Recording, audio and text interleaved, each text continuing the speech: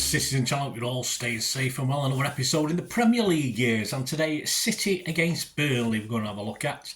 Of course, since its inception in 92-93, for some people when football began, wasn't it? The Premier League.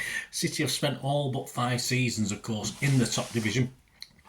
City and Burnley have met 9 Premier League seasons of the 31, so mainly because they weren't there, but obviously we weren't there either at some stages. But we'll have a look at our record against them, specifically at home today, but we'll have a look at the overall things, and we'll have a little look at 2 or 3 games we've played over the years. Please, if you're new to the channel, push that subscribe button, push the bell notifications, everything City past, present and forever, of course, and in the future, whatever.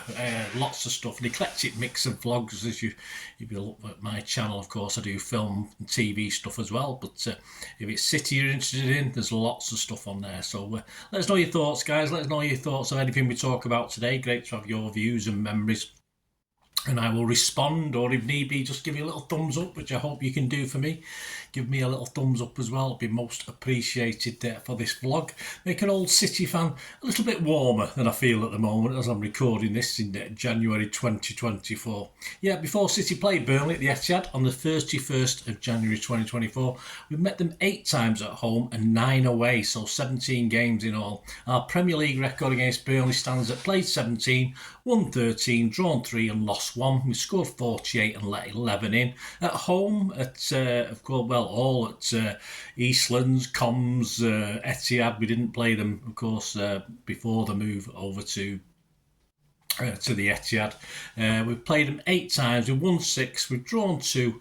Lost none, so that's okay, and we scored 27 and let 6 in. No defeats then, but our first 2 meetings at home did end in 2 draws, so it took us a little bit of time to get going.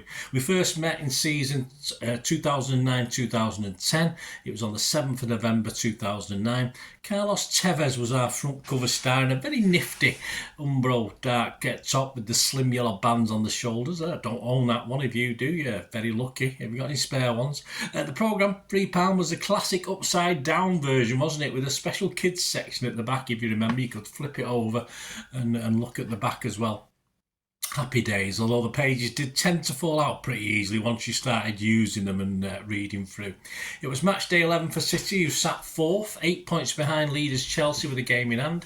United and Arsenal sat 2nd and 3rd. Burnley sat 10th. They played a game more than us, only 4 points behind, so it was quite tight.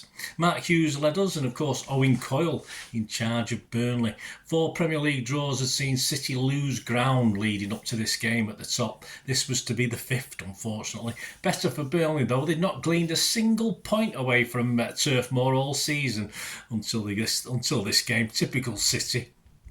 Attendance on the day, 47,205. The lineups for City had Given, Bridge, Zabaleta, Lescott, Kolo Toure, Ireland, Wright Phillips, Barry, Adebayor, Tevez. He was replaced by Petrov on 73 minutes. We had Bellamy and the unused substitutes Taylor, Richards, Johnson, De Jong, Weiss and Santa Cruz. Oh, what happened to that star? Burnley was Jensen, Alexander, Carlisle, Caldwell, Mears. He was a former City, of course, former City trainee. Bikey, he's replaced by McDonald on 61 minutes. Jordan, of course, ex-City as well. Elliott, Eagles, he was replaced by Nugent on 71. Fletcher, Blake, he was replaced by Johnson on 62. And their unused subs, Penny, Duff, Guerrero and Thompson. The sum up, just have a quick look at the sum up on the BBC Sport website. Graham Alexander put Burnley ahead from the penalty spot before Stephen Fletcher made it 2-0 from a Chris Eagles cross. City hit back either side of the break. Sean Wright Phillips driving home before Kolo Toure levelled. Craig Bellamy put us ahead, but substitute Kevin McDonald struck late on to earn Burnley a dramatic point. And the afternoon brought another blow for us, as our failure to claim a single victory now from our last 5 Premier League games saw us drop from 4th to 6th place in the table. Worst for manager Marc Hughes was to come though. He had to face the prospect of explaining the club's recent inadequacies, that's a nice word for it, to club owner Sheikh Mansour when he took the side to Abu Dhabi the following week. For a friendly against United Arab Emirates national team. Other Premier results that day, or Premier League results: Aston Villa 5, Bolton 1, Blackburn 3, Portsmouth 1, Tottenham 2, Sunderland 0 and Wolves 1, Arsenal 4. The only other time we failed to beat Burnley at home in the Premier League was on the 28th of December 2014, a 2-2 draw. Pelosi City had sat second, 3 points behind Chelsea, and Sean Dyche's Burnley were in the relegation zone in 18th.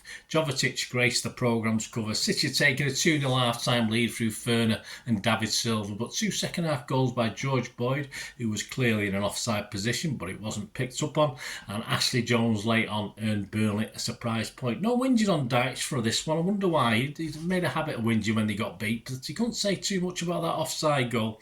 The other game we'll take a look at in a little bit more detail was the first of our 3 in a row. Not titles, nothing like that. A 3 in a row, 5-0 Premier League victories at home. There was also a 5-0 FA Cup mixed in with this as well in the run. So the first of our 5-0, let's go back to season 18-19, and it was played on October the 20th, 2018. Jesus was on the cover of the £3 matchday programme. It was matchday 9. Pep City were top with 20 points, on the same points though with Chelsea and Liverpool, but they had slightly better goal differences. It was 5 goals and 6 goals respectively to those two teams. Chelsea drew in an early kick-off, so did go temporarily top before we kicked off with this one. Burnley were 12 points from 8 games under, yes, Mr. Happy, Sean Dyche. Attendance that day, 54,094. The lineups, Ederson, Stones, Company, Laporte, Mendy, Bernardo, he was replaced by De Bruyne, Fernandinho, Silva replaced by Foden, Mahrez, Aguero replaced by Jesus, and Sane. Unused substitutes included Sterling, Otamendi, Zinchenko, and old Arnie Muric. For Burnley, a returning Joe Hart, of course, Loughton, Tarkowski, ex-City Ben Mee, Taylor, Bergundmanson, Defoe, he was replaced by Barnes, Cork, Lennon replaced by Westwood, Hendrick and Vokes, he was replaced by Wood. Their unused substitutes, Heaton, Barsley, Vidra and Long. And a quick match sum up on the BBC. City's possession towards the 3 points was initially held up by Claret's ex-City keeper Joe Hart, making his first return to the Etihad Stadium after ending his 12-year stay in the summer. He spent a couple of years on loan and stuff, hadn't he? Hart made superb first-half stops to deny Sergio Aguero and David Silva, but was powerless to stop Aguero firing home as a duo combined to round off a neat passing move. Joe's afternoon was to get a lot worse, it certainly was. Burnley barely threatened before half-time, but their hopes were only truly extinguished when City added 2 more goals in 2 minutes shortly after the hour mark. There was some controversy, Mr. Dyche, guess what, he wasn't happy. Some controversy about City's second goal, which came after Leroy Sané went down in the area under a challenge from Jack Cork. Referee John Moss waved play on, but the Burnley defence seemed to stop, allowing David Silva, who had run off the pitch in the meantime, to retrieve the ball before it ran out of play. Burnley players claimed it had actually gone out, and crossed for Silva to sweep home. Bernardo to sweep home. Burnley manager Sean Dyche said that his players continued to protest as the game resumed, although it was unclear whether they felt the game had been stopped or that the ball had gone behind before Silva reached it. It clearly played on the Clarets' minds, however, and their usual defensive organisation, boring defensive stuff, 11 men behind the ball, I think they mean by that, was nowhere to be seen when seconds later a corner was cleared as far as Fernandinho on the edge of the area, and he found a sublime finish. From that point, the game was over as a contest, although the City fans still had more reasons to celebrate. First, when a fit again Kevin De Bruyne appeared off the bench for his first appearance since the opening weekend of the season. There were more goals to come as Fernandinho teed up Riyad Mahrez to curl home a superb fourth late on, and Sane converted a Benjamin Mendy cross. Pep Guardiola praised his side for their beautiful goals. Sean Dyche had a bloody good moan. Nothing new there then. Other Premier League scores that day: Chelsea 2, United 2, Bournemouth 0, Southampton 0, Cardiff 4, Fulham 2, Newcastle 0, Brighton 1, West Ham 0, Spurs 1, Wolves 0, Watford 2, and Huddersfield 0, Liverpool 1. So other 5-0 Premier League wins followed, as mentioned earlier on, in the same calendar year on the 22nd of June 2020 and the 28th of November 2020. So there you go, guys. Thanks for joining me for this, of course, this look back at City versus Burnley, the Premier League years. Let us know any memories you've got of any of those games or other games that we've played against Burnley in the Premier League. It'd be great to hear from you. Until we meet again, I only ask one thing, don't I? Please stay safe, Blues. Come on, City. Bye for now.